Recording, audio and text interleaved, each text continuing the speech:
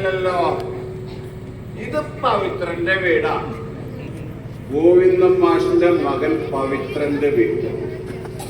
ശരത്തിന്റെ മോനാ. നമ്മളാരണാവോ? ഞാൻ ജയകൃഷ്ണൻ, കോയമ്പത്തൂരിനാണ് വരുന്നത്.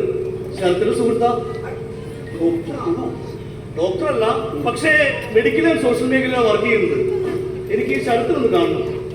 അവൻ പുറത്ത് എവിടേക്കോ പോയി. കറക്കാവൻ വന്നാലേ ചെല്ലപ്പോഴും വീട്ടിലേക്ക് വരുള്ളൂ. അപ്പൊ അവൻ എവിടേക്കാണ് പോകുന്നത് ചോദിക്കാറില്ല നിങ്ങൾ? എന്തിനാ ചോദിക്കുന്നത്? ഒക്കെ അവരുടെ ഇഷ്ടങ്ങളല്ലേ.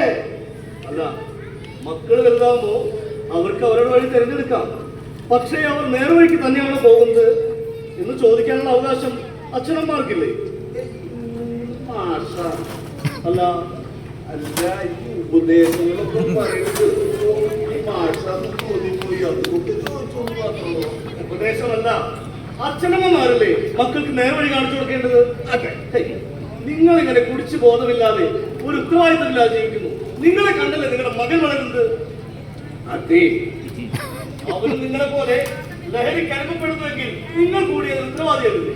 പിന്നെ അവങ്ങനെ ലഹരിക്ക് അടിമപ്പെട്ടുകൂടാതെ പ്രശ്നം അതെ മിസ്റ്റർ പവിത്രൻ, നിങ്ങളുടെ മകൻ ശരത്ത് വലിയൊരു പ്രശ്നത്തിൽ അകപ്പെട്ടിരിക്കുകയാണ്. സൂക്ഷിക്കണം.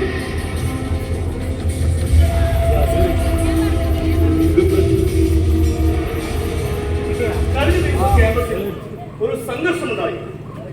ലഹരിക്ക് അടിമപ്പെട്ട ഒരു കൂട്ടം വിദ്യാർത്ഥികൾ തമ്മിലാണ് സംഘടന. അതിലൊരു വിദ്യാർത്ഥിക്ക് സാരമായി പരിക്കേറ്റു. നിങ്ങളുടെ മകൻ ശരത്താണ് ആ സംഘടനത്തിന് നേതൃത്വം കൊടുത്തത്. എന്റെ മകനൊന്നും ചെയ്യില്ല സാറേ. അത് നിങ്ങളുടെ വിശ്വാസം, പക്ഷേ യാഥാർത്ഥ്യം അതല്ല. പവിത്രൻ, ശരത്ത് ഒരു ഡ്രഗ് അഡിക്റ്റ് ആണ്.